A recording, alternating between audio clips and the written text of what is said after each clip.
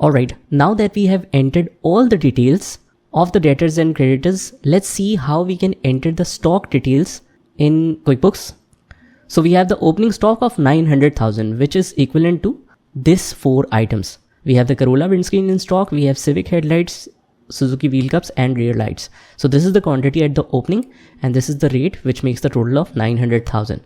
So how do we enter this opening inventory in QuickBooks? Let's see. So to enter the opening inventory, I'll head over to this section which says item and services. Just click on that, and at the bottom you will see this item area where you can create the new item. You can also use the shortcut of Control N. So if we press the Control N key, we will see this area where we can create the inventory item. But I want the inventory part type here, which is not available at the moment. We have the service item, non-inventory part and all, but we cannot see the inventory part. That's because when we started the company, it automatically started it as an express start, and at that time it doesn't enable the inventory by default, so we have to manually enable it. But that's very simple. I'll just head over to edit and click on preferences, and from preferences I'll go to items and inventory, go to company preferences, and here I'll click on inventory and purchase orders are active. That's very simple. I'll go to edit preferences, then simply select the item and inventory, and then straight away go to company preferences and select this. Once you select this, click OK. Now if you see the error at that time, maybe that you have opened the item screen. So you have to first close that. Let me show you this. Let's say that you have opened this and you haven't closed it. If I now try to go to item and services and enable this, you can see this error, which means that you cancel this preferences and first you need to close this screen. Only then it should work. And that's not only for the inventory configuration, that goes same for all the areas of QuickBooks. So I'll go back to edit and preferences, go to company preferences, and then click on inventory and purchase orders are active. Click OK. And it will say that QuickBooks must close all the open windows to make the changes. Click OK. And then we will manually open the home tab again. Now we can see that we have some further options right here. So let's go to item and services again and create the new item. And now we can see the inventory part here. So Corolla windscreen is our first part. I'll just copy and paste the name. I can define the subcategory and manufacturer's part number, whatever. And we can also choose the category here. So let's say the category is car parts. We can define the subcategories, but let's keep it simple. Corolla windscreen. Okay, now we have to define the unit of measure. So let's enable it, and it's asking you if it is a single unit of measure or multiple unit of measure. I'll select single because we are buying and selling in the same measurement. Multiple is used where you buy in, let's say, kgs and you sell in grams, or you buy in pack of 12 but you sell it in each or pieces. But in this case, we have a bigger size of inventory item. So we buy in single pieces and we sell in single pieces. So pieces or each will be the single unit of measure that we will create. So single unit of measure per item. Let's click next. And it says count. Is your inventory is in count, length, weight, volume, area. I'll select count. Count is all used for each, boxes, case and all. So click next. We will choose each as our unit of measure and click finish. Now here you can describe the purchase description. This will be shown in the purchase invoices. Whenever you create the purchase invoices, this will show up. So it's better to copy and paste the same item name here. And same goes for sales information. Now the cost, we have the cost here. Let's copy and paste that. By default, it goes to cost of goods sold account.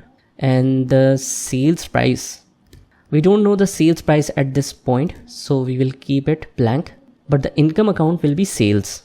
So let's choose sales here, and asset account is already selected to inventory asset. Everything looks good, but we just have to enter the on hand quantity, which is 40.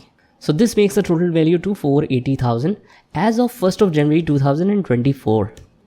We can also set the reorder points and also create the custom fields, but that is the part for the advanced level. Firstly, we will just learn the basics. Click next. Now let's move to the next item, which is Civic headlights. Copy and paste that. Select the category. Now we have already created the category, so it makes it easier for us the next time. So unit of my year, as you can see that we have already created the unit of my year, we don't have to create it again. Now let's copy and paste the sales information. Sales account is already selected. Inventory asset and cost of goods sold is selected. Just we have to mention the rate here, and we will mention the quantity here, which is 10. This makes up the total to 3,50,000. So 350,000 is the total. All good. Just change the date to 1st of January 2024. Okay, let's say that I have made a mistake and I haven't changed the date. So what I can do now? Let's say I've already entered this. So if you have made any mistake, you will just select the item, right click and click on the quick report. Here you can see a mini report here. If you can't see your transactions, just change the dates to all, and then you will be able to see the transaction. Now it says here 27 May. So let's change this, double click, and from here you can change the details. Save and close. So this is how you make the changes if you have made any mistake. Now let's continue to our next item, and that is Suzuki wheel cups. We already do have a category. Unit of my year will be each. Let's copy and paste the same for all. Cost price is 250.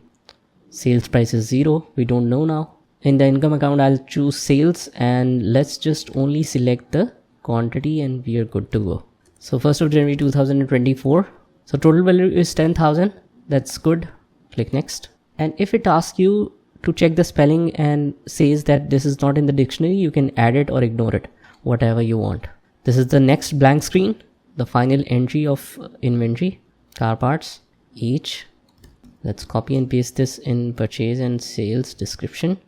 The cost is 600. Sales price will be nil. Income is already selected. Just we have to mention the quantity, and that is 100. This makes the total to 60,000, which exactly matches this one. So let's just change the date now. 1st of January 2024 and click OK. So guys, this is how we can enter the inventory. Now, if I want to see the trial balance until this point, how can we see that? Because we have already entered all of the ledgers now. We have entered the receivables that is indirectly linked to customers. So we have updated the customers, which is indirectly linked to customers. So we updated the customers and update their balances, and it automatically updates this balance. Same goes for the vendors, and now we have also updated the stock. So this trial balance should show this same total. So I'll go to the reports and go to accounts and taxes and see the trial balance from here. Now you can change it to all. Now we will check all of these balances, but as we can see that everything looks good apart from this area, which says uncategorized income and expenses. Actually, let's change this font size because it's look so small. So customize the report font and numbers. I'll click on change font and let's change it to, let's say 14. Yes, and okay. Now we can see it properly. So we only need to change this one. Uncategorized income, uncategorized expenses. That is what we need to sort out. Otherwise, rest all of the balances are good. So in the next video, I'll show you how to adjust this trial balance.